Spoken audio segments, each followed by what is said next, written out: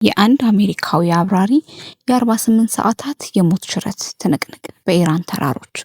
ጦርነት ግጥሚያ ብቻ አይደለም። ጦርነት የክብር የፖለቲካና የጽናት ፈተናም ነው።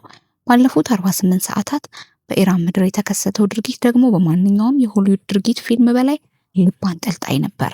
አሜሪካና እስራኤል በኢራን ላይ የከፈቱት ጦርነት 37ኛ ቀኑን በያዘበት በዚያ አስፈሪ ምሽት ዓለምን ያስገረመ አንድ ክስተት ተፈጠረ። ከ2003ቱ የኢራቅ ወረራ ወዲህ ለመጀመሪያ ጊዜ የአሜሪካ የጦር አውሮፕላን በጠላት ምድር ላይ ተመታ። አውሮፕላኑ እየነደደ ወደ መሬት ሲምዘገዘግ አብራሪው በፓራሹት ተወርውሮ የወረደው እጅግ አስቸጋሪ በሆኑት የኢራን የኮሁግሊዌ ቦየር አህመድ ተራሮች ውስጥ ነበር። ለኢራን ይሄ ትልቅ ድል ነበር።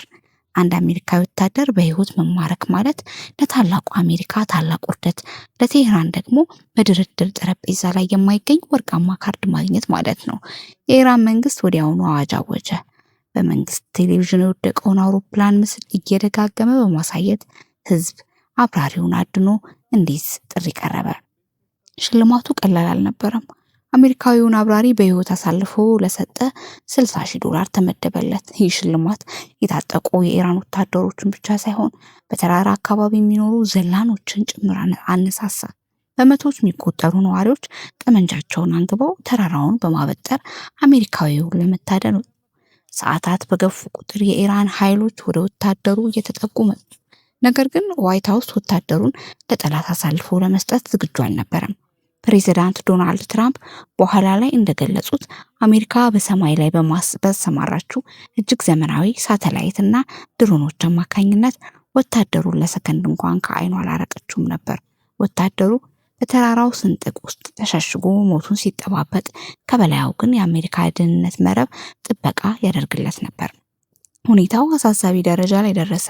የኢራን ኃይሎች ወታደሩ ወዳለበት ቦታ ጥቂት ሜትሮች ሲቀራቸው አሜሪካ የልዩ ኃይል ቡድን ወይም ስፔሻል ፎርስስ በታላቅ ድፍረት ወደ ቀጠናው ዘለቀ። ዘመቻው በሌሊት ጨለማ እንዲከናወን ቢታቀድም በከባድ የተኩስ ልውውጥ ምክንያት እስከ ቀትር ድረስ ዘለቀ።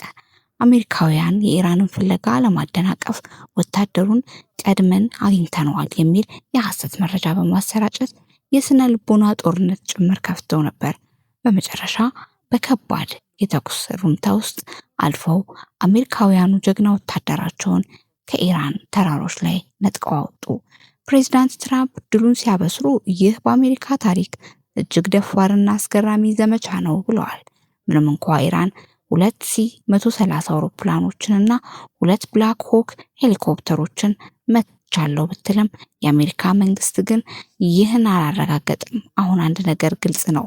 የአሜሪካውያን ወታደር መትረፍ ፕሬዚዳንት ትራምፕ በኢራን ላይ የፈለጉትን ወታደራዊ እርምጃ ያለ አንዳች የምርኮኛ ስጋት እንዲወስዱ መንገድ ከፍቶላቸዋል። ጦርነቱን አሁንም ቀጥሏል። ነገር ግን ይህ የ48 ሰዓት ድራማ አሜሪካ ለአንድ ወታደሯ ምን ያህል ዋጋ እንደምትሰጥ ለዓለም ያሳየችበት ሆኖ ይመሰከባል። እናንተስ በዚህ ዜና ላይ ምን ትላላችሁ? ሐሳባችሁን በኮሜንት አጋሩን። ለተጨማሪ አስገራሚ መረጃዎች ሰብስክራይብ ማድረጋችሁን እንዳትረሱ።